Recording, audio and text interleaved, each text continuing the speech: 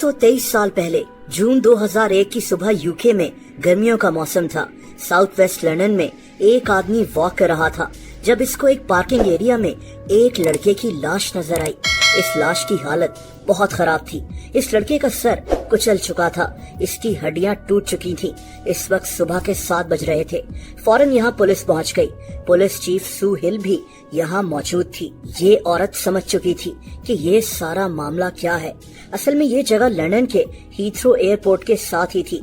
कई जहाज यहाँ ऊपर से गुजरते हुए एयरपोर्ट पर लैंड करते थे, इसीलिए शायद ये लड़का जहाज से नीचे गिर गया था। लेकिन ऐसा कैसे हो सकता है? ये लड़का था कौन? दोस्तों, ये लड़का हमारे मुल्क पाकिस्तान से था। इसका नाम मोहम्मद अयाज था। लेकिन इसके साथ हुआ क्या था? दोस्तों, अयाज आजाद कश्मीर से था, एक गांव डडहारा से। यूके में आपको आजाद कश्मीर के बेशुमार लोग मिल जाएंगे। ये लोग अपनी फैमिलीज के साथ वहाँ सेटल्ड हो चुके हैं। आजाद कश्मीर के बहुत से लोग यूके शिफ्ट हो जाते हैं। अयाज भी यही चाहता था। ये 10 बहन भाई थे।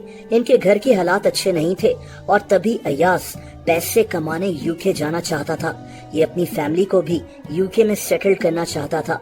दोस्तों, अयाज की फैमिली ने कर्जा लेकर एक एजेंट को कुछ पैसे दिए ताकि ये यूके चला जाए, लेकिन इनके पैसे डूब गए। अयाज का वीजा नहीं लग सका। इसकी फैमिली ने फिर से किसी एजेंट को पैसे देकर अयाज को दुबई में एक लेबर की नौकरी दिलवा दी। अयाज दुबई पहुंच गया, लेकिन ये नौकरी बहुत सख्त थी और पैसे ना होने के बराबर थे। इसके पास कुछ बचता ही नहीं था कि ये अपनी फैमिली को पैसे भिजवा सके। अयाज बहुत परेशान था, लेकिन इस लड़के ने हिम्मत नहीं हारी। दोस्तों, ये दुबई से बहरीन चला गया। बहरीन में इसका बड़ा भाई गुलबहार मेहनत मजदूरी करता था, लेकिन अयाज के जहन में अभी भी यूके घूम रहा था और तभी इसने एक ऐसा प्लान बनाया जो नाकाबिले यकीन है। दोस्तों, अयाज एक दिन अचानक गायब हो गया। इसके भाई ने इसको बहुत ढूंढा, लेकिन अयाज कहीं नहीं मिला।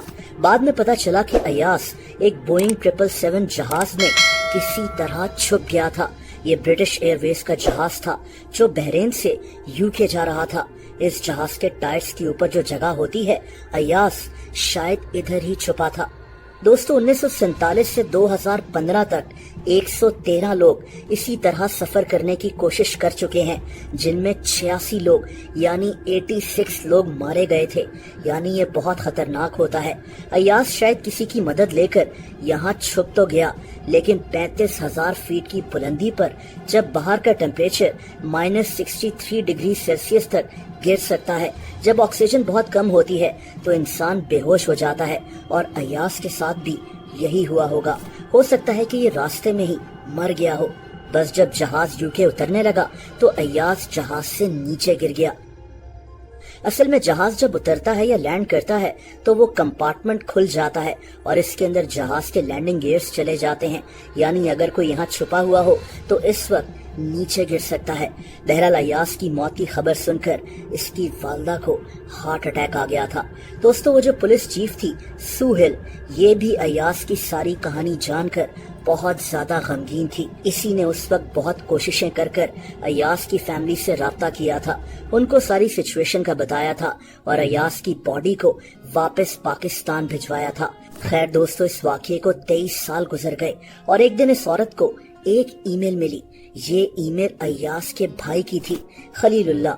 हैरत अंगेज बात ये थी कि खलील इस वक्त यूके में था, उसी मुल्क में जहाँ जाने का ख्वाब अयाज देखता था।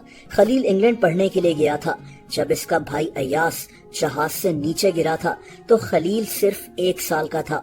इसने पढ़ाई की और प्रॉपर वीजा के साथ यूके पहुंचा, लेकिन इसके दिल में अपने भाई की मौत का गम मौजूद था।